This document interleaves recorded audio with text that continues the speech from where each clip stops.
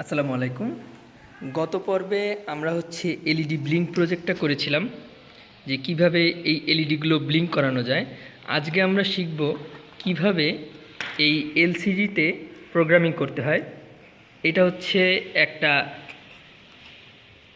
16:2 LCD screen, অর্থাৎ এতে 16টা column আছে এবং 2টা রো আছে, এবং এর 4টা পিন আছে: জিএনডি, ভিসিসি, এসডি এবং এসসিএল। তো আমরা দেখে নিই যে কীভাবে এই এলসিডির জন্য আমরা আরডিনো প্রোগ্রামিং করতে পারি। তো প্রথমে আপনারা আরডিনো সফটওয়্যারে চলে আসবেন। এইখানে এই যে ইনক্লুড ওয়্যার.এইচ এবং লিকুইড ক্রিস্টাল, এইটা আমাদের লাইব্রেরি। এই দুইটা ফাইল আমাদের ইনস্টল করে নিতে হবে। এই যে এইখানে লাইব্রেরি ম্যানেজার আছে,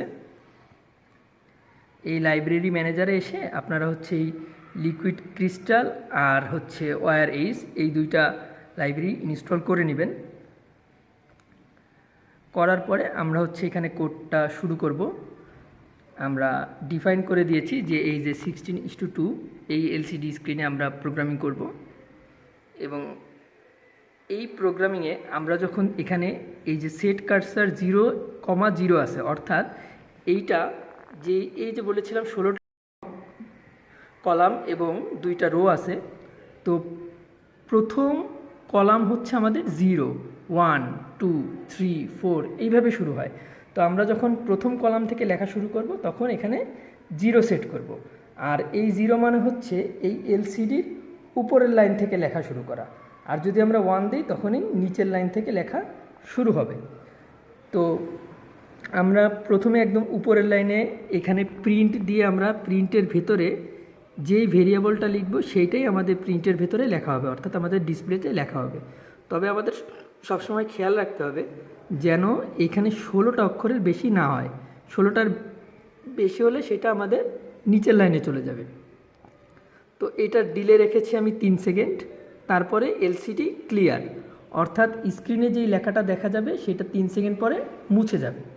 মুছে যাওয়ার পরে আমাদের আবার কার্সার সেট করতে হবে, এবং এইবার আমরা আবার কার্সার সেট করব 0-তে, অর্থাৎ এলসিডির প্রথমে সেট করে আমরা আবার একটা লেখা লিখছি, আমাদের লেখা প্রিন্ট করছি, এবং এটা আবার 3 সেকেন্ড রেখে লেখাটা মুছে দিচ্ছে। অর্থাৎ একটা লেখা কিভাবে লিখে মুছে আবার লিখতে হয়, এটা সেই কোড। এরপর আমরা কি করব, আমরা চাচ্ছি যে আমাদের স্ক্রিনে যেই লেখাটা আছে সেই লেখাটা বারবার হতেই থাকবে। এই জন্য আমরা লুপ ফাংশন ব্যবহার করব, যেমনটা আমরা এই ব্লিঙ্কিং প্রজেক্টে ব্যবহার করেছিলাম। তো এইখানে আমরা লুপ করছি আমাদের স্কুলের নামটা। এলসিডি প্রিন্ট আমরা সেট কার্সার 16তে সেট করছি, মানে একদম শেষে সেট করছি, এবং এখানে আমাদের লেখা হবে বঙ্গবাসী স্কুল। এই লেখাটা কি হবে, আমাদের আস্তে আস্তে ধাপে ধাপে এই ডিসপ্লে লেফট, মানে এই লেখাটা তো আমরা কার্সারের শেষে সেট করেছিলাম, একদম শেষে, এখান থেকে লেখাটা ধাপে ধাপে এই বাম দিকে চলে আসবে, এবং এইটার ডিলে হবে 250, অর্থাৎ 1 সেকেন্ডের 1/4 ভাগ, এবং তারপরে এলসিডি স্ক্রিনটা ক্লিয়ার হয়ে যাবে।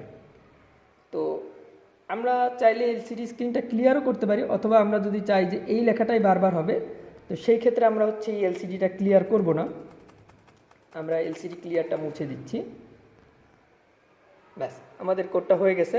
এবার আমরা কোডটা একবার ভেরিফাই করে নিই যেখানে কোনো ইরর আছে কিনা। আমাদের কোডে কোনো ইরর নেই। তো এইবার আমরা কোডটা আরডিনোতে আপলোড করে দিচ্ছি। আমাদের এই যে আরডিনোতে কোডটা আপলোড হয়ে গেছে। এইবার আমরা কানেকশন করব। আমাদের এই যে ডিসপ্লের যেই 4টা তার আছে, এই 4টা তারের এই যে ভিসিসি থেকে যে তারটা বের হয়েছে, এই যে এখানে পিন নাম্বার লেখা আছে, এই যে ভিসিসি, এই যে এখানে পিন নাম্বার লেখা আছে, এই যে ভিসিসি, জিএনডি, এসডিএ, এসসিএল, এই যে পিন নাম্বার লেখা আছে। এখান থেকে যেই তারটা বের হয়েছে, আমরা ভিসিসি থেকে যেই তারটা বের করেছি, এই তারটা আমরা দিব এই যে পাওয়ার লেখা আছে এখানের 5 ভোল্টে। এই যে পাওয়ার সেকশন, এইখানে 5 ভোল্টে আমরা ভিসিসিটা কানেকশন করেছি, এবং এই যে যেই কালো তারটা আছে এটা হচ্ছে জিএনডি, এটা এই 5 ভোল্টের পাশেই জিএনডি লেখা আছে। এই যে জিএনডি দিলেই দেখবেন যে আমাদের এলসিডিটা চালু হয়ে গেছে। তারপরে আমরা কি করব, এই যে যেই তার দুইটা ছিল এসডি এবং এসসিএল, তো এসডিএ পিনটা আমরা সেট করব হচ্ছে A4-এ এবং এসসিএল এর পিনটা আমরা সেট করব A5-এ। A4 এবং A5, এই যে এখানে লেখা আছে A0 1 2 3 4 5, এসডি হচ্ছে A4 এবং এসসিএল হচ্ছে A5। সিলেক্ট করে আমরা কি করব, একবার স্ক্রিনটা আমি একটু বসিয়ে নিই। এই যে স্ক্রিনটা আমরা কেবলটা একবার খুলে তারপরে কেবলটা আবার কানেকশন করলে আমরা দেখতে পাবো যে আমাদের এই যে স্ক্রিনে লেখা শো হচ্ছে। এই যে 3 সেকেন্ড পরে চলে গেল, এরপর আমাদের এই যে স্কুলের নামটা লেখা আসলো এবং এটা স্ক্রল করে বামে চলে যাচ্ছে। এটা যেহেতু আমরা লুপের ভিতরে দিয়েছিলাম, এইটাই আবার বারবার করে এই লেখাটাই আবার চলে আসবে।